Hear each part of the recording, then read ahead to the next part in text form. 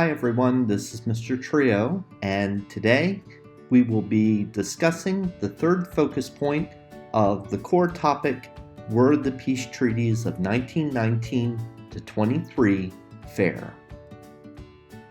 There are 4 focus points connected to this topic, and today we will focus on what was the impact of the peace treaty on Germany up to 1923. So far, we've talked about the first 2 in separate videos.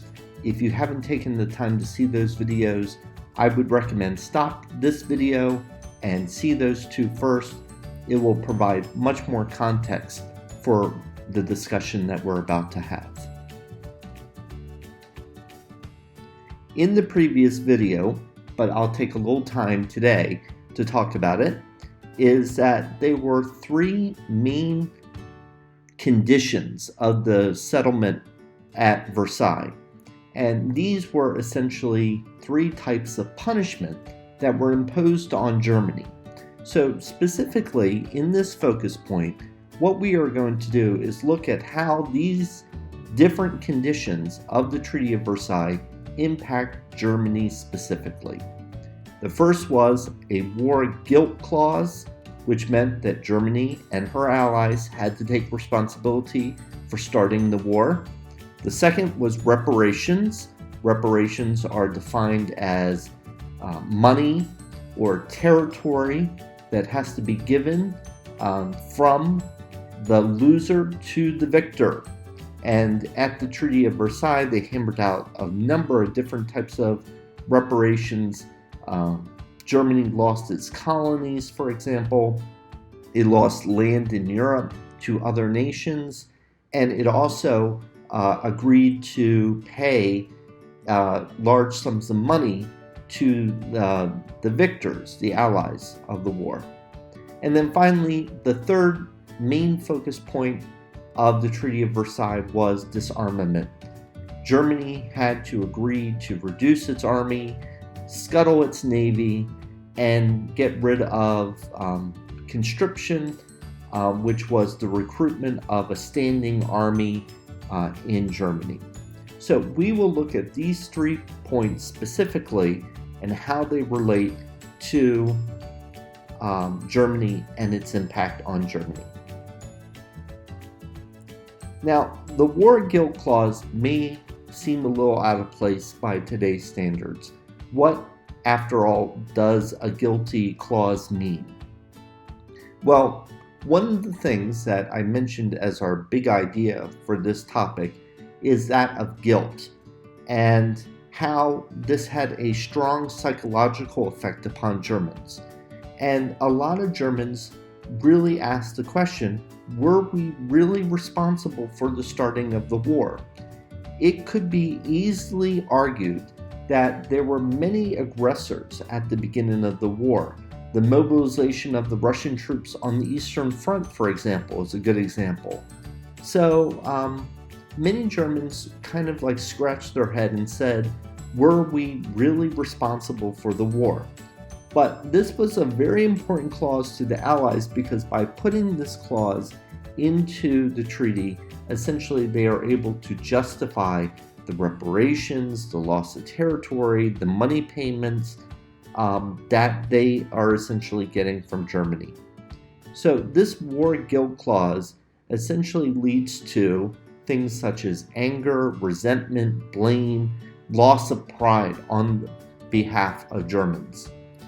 When we later talk about the rise of Adolf Hitler, this Treaty of Versailles will be one of his rallying calls in which he is able to get people to back him because he is able to get them angry about this treaty.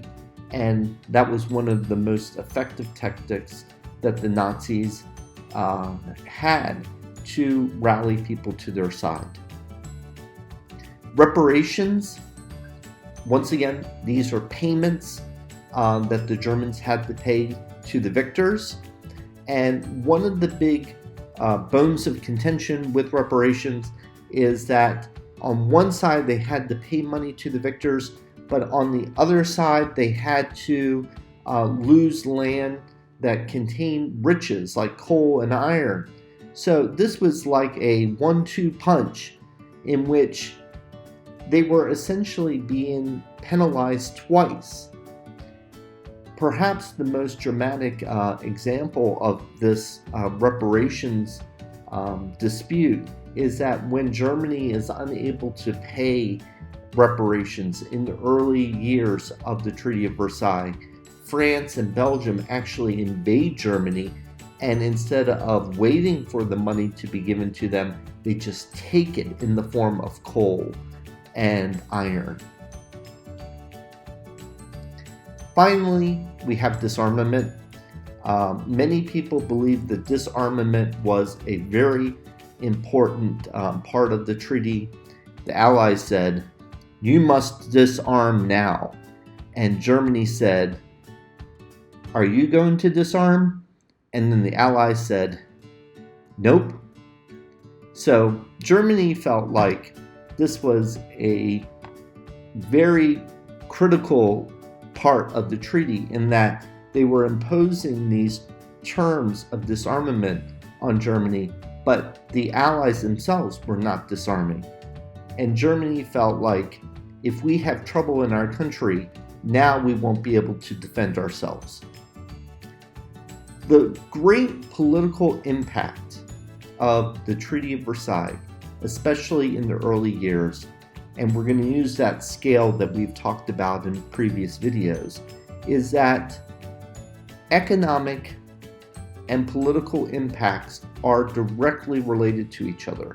And what it tends to do is pull people from the center, the moderates, and brings them to the extreme.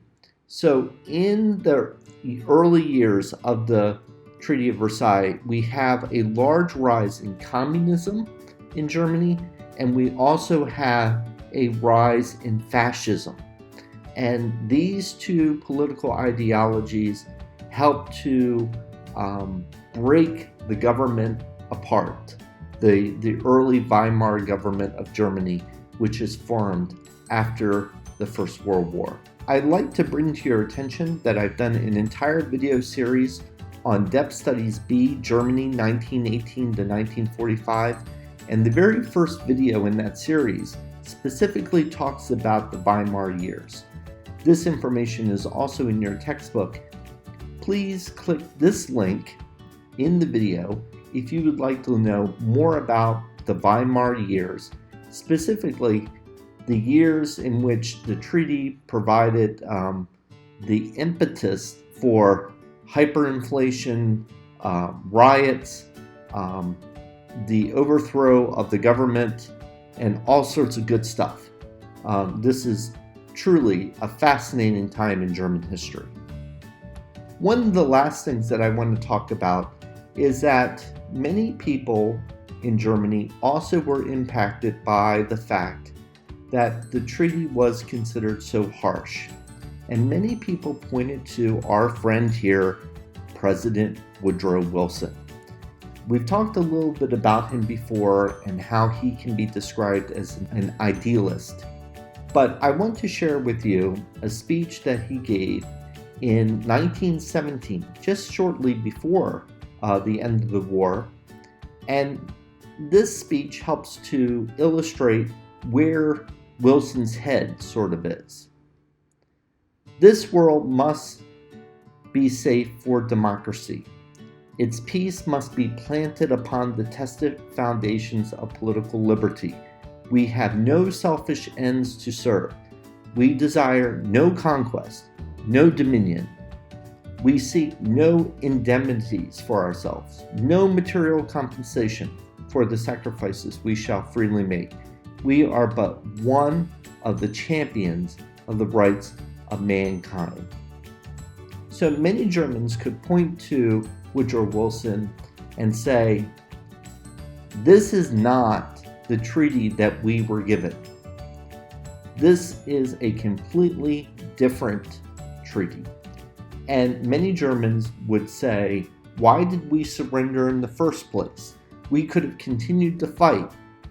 But instead, we surrendered with the idea that this is the type of treaty we would get. Keep in mind that Germany did not participate at the Treaty of Versailles and that this was essentially a dictate, a peace that was dictated to them. They had no choice to sign, but to sign it. So when Germany was essentially given the Treaty of Versailles, you could say that many of them were quite surprised. And I believe that this painting of the Scream, which was a contemporary of the time period, really helps to illustrate how many Germans would have felt about the Treaty of Versailles. Thank you for joining me. As a reminder, all these videos are located on our Google Classroom site.